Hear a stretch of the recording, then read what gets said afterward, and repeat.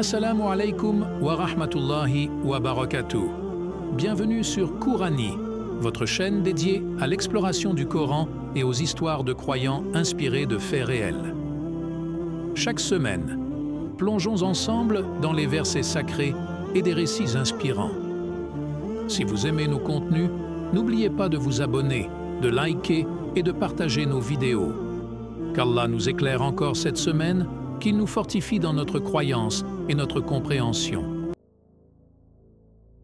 Plongeons dans l'histoire fascinante d'Iblis, l'un des personnages les plus intrigants du Coran.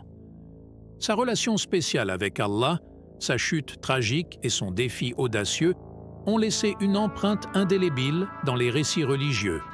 Allah créa les anges de lumière, les humains d'argile et les djinns de feu sans fumée. Parmi les djinns, il y avait Iblis, doté de libre arbitre et d'une intelligence exceptionnelle. Sa nature flamboyante lui conférait une puissance et une présence particulière. Le Coran mentionne « Il a créé les djinns de feu sans fumée ». Sourate Ar-Rahman, chapitre 55, verset 15. Iblis, malgré sa nature de djinn, jouissait d'une position élevée parmi les anges. Sa dévotion et sa connaissance lui permettaient de se tenir près des êtres les plus purs et lumineux de la création.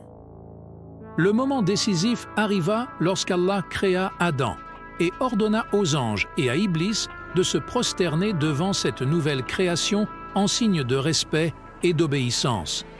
Le Coran déclare « Et lorsque nous avons dit aux anges, prosternez-vous devant Adam, ils se prosternèrent, excepté Iblis.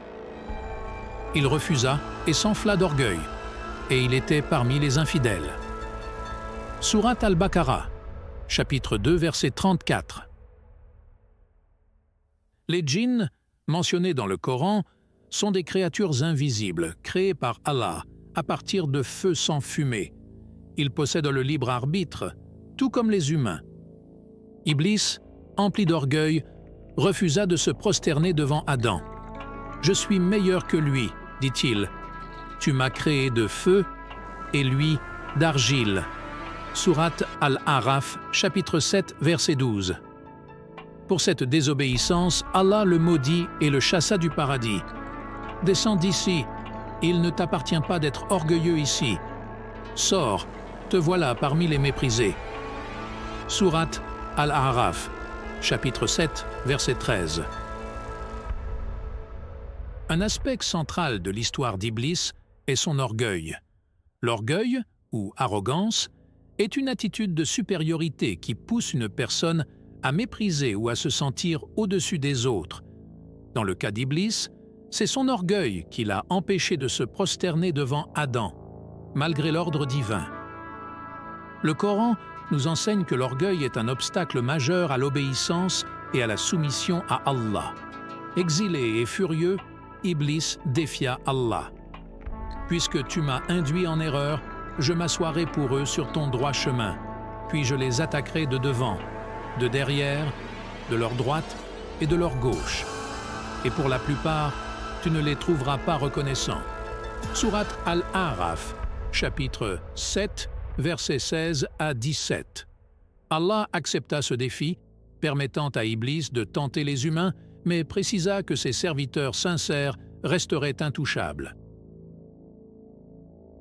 Dans le défi d'Iblis, il est crucial de noter que Allah a précisé que ses serviteurs sincères seraient protégés des tentations d'Iblis. Ces serviteurs sincères sont ceux qui demeurent fidèles à Allah, suivant ses commandements avec dévotion et pureté de cœur. Le Coran dit « Quant à mes serviteurs, tu n'as aucun pouvoir sur eux. » Sourate Al-Hijr, chapitre 15, verset 42. Cela souligne l'importance de la sincérité et de la piété dans notre vie quotidienne. Depuis ce jour, Iblis joue le rôle du shaitan, cherchant à égarer les âmes et à semer la discorde. Cependant, il n'a de pouvoir que sur ceux qui se laissent séduire par ses tromperies. Le Coran nous avertit « Certes, Shaitan est pour vous un ennemi déclaré. Prenez-le donc pour ennemi. » Sourate Fatir, chapitre 35, verset 6. Les tentations sont omniprésentes dans notre vie quotidienne. En comprenant le rôle d'Iblis en tant que shaitan, nous pouvons mieux nous préparer à reconnaître et à résister à ces tentations. L'histoire d'Iblis est une puissante leçon sur l'orgueil, la désobéissance et la miséricorde d'Allah.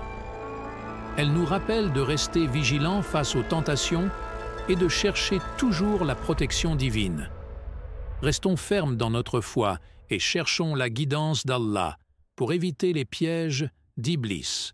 Et quand vient à toi de leur part une incitation du shaitan, cherche refuge auprès d'Allah, car il entend et il sait tout. Sourate Al-A'raf, chapitre 7, verset 200.